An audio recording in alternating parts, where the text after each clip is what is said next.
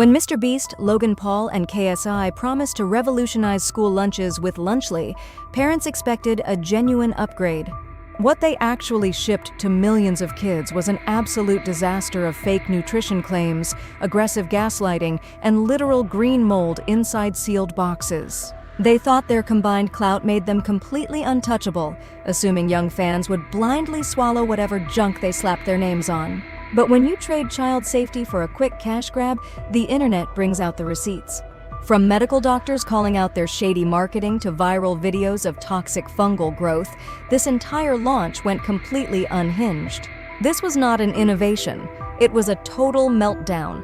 To understand this disaster, you have to look at the empires behind it. Fresh off printing hundreds of millions with Feastables and Prime, MrBeast, Logan, and KSI realized they had a captive audience of school kids needing lunch every single day. So instead of fixing their existing quality control issues, like MrBeast Burger shipping raw meat or Prime getting banned in schools for insane caffeine levels, they targeted a new cash cow, the $1.8 billion Lunchables empire. They bundled Feastables, Prime, and a cheap meal kit together, called it Lunchly, slapped on a healthy label, and expected parents to blindly hand over their credit cards without asking questions. Their marketing strategy relied on direct disrespect. They posted comparison charts claiming Lunchly had fewer calories, less sugar, and real cheese compared to Lunchables. Mainstream media swallowed the narrative instantly, calling it a modern upgrade for school lunches. But the second actual adults checked the nutrition label, the whole illusion completely fell apart. Minecraft legend DanTDM, with nearly 30 million subscribers, blew up the internet with a single tweet. He openly called them out for selling absolute trash to impressionable children just to line their own pockets with easy cash. That single post set X and Reddit on fire. Creators like PewDiePie and Jacksepticeye stepped in to back Dan up. Overnight, Lunchly went from a hyped product launch to a shameless cash grab targeting kids who do not know any better. Instead of taking the constructive feedback, Logan Paul and KSI threw a massive online tantrum. KSI started spamming Twitter, mocking DanTDM old brand deals, and calling him a total hypocrite. The internet hit back hard. Reddit threads immediately pulled up receipts showing KSI had literally partnered with those exact same candy brands he was now insulting. Logan posted defensive videos claiming they were just giving kids better options, accidentally admitting on camera that health was never their primary goal. When top creators respond to valid criticism of a product built for children by attacking another creator's legacy, does it prove they are completely out of touch? Or is it just calculated outrage to keep Lunchly trending? Drop your honest take on their defensive strategy down in the thoughts. By attacking Dan, they turned a simple product critique into a full-scale online war. Then actual medical professionals entered the chat. Dr. Mike dropped a detailed breakdown showing Lunchly completely failed USDA school nutrition standards. Sports doctor Brian Sutterer exposed Logan Paul for rebranding regular sodium as beneficial electrolytes just to hype up Prime. Logan immediately threw a fit on his podcast, calling the doctor clueless and throwing personal insults. But when Dr. Brian tried to reply, he realized Logan had quietly locked his comment section. People instantly smelled the cowardice. If your product is actually superior, why hide from real medical experts? The endless dodging proved to the audience that these multimillionaires cared way more about protecting their fragile egos than delivering a safe product to young children. Blocking medical doctors on Twitter was embarrassing enough, but 30 days later, the scandal shifted from questionable nutrition to an actual biological hazard. Promoted heavily for using real cheese, Lunchly hit retail stores nationwide.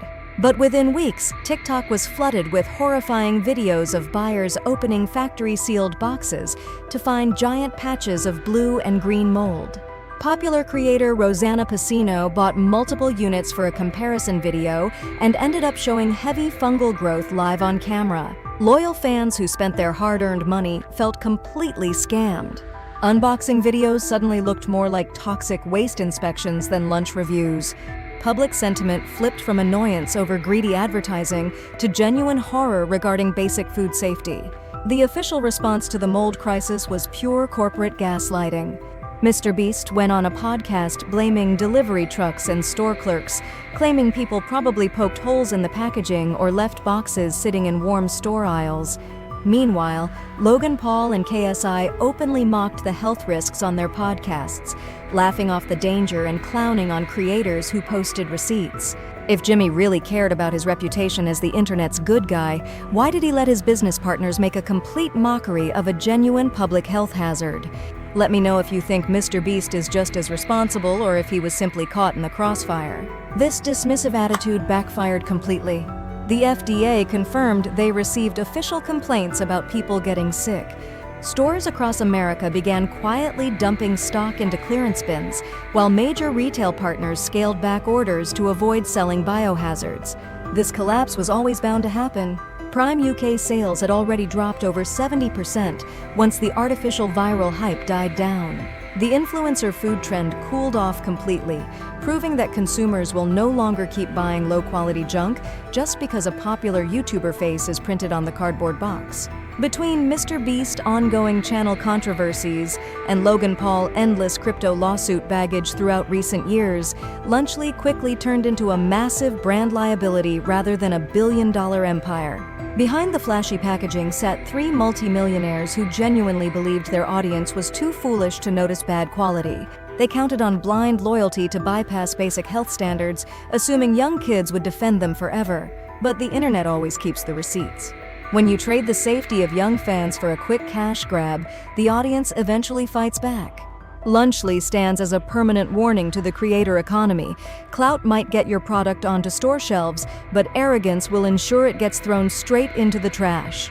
When multimillionaire creators value quick profit over basic health standards, they burn down the trust that built their entire careers.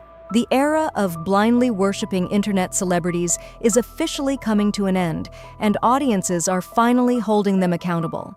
If you enjoyed this breakdown, hit that like button and subscribe to the channel for fresh deep dives into the internet's darkest corners every single week. Until next time, peace.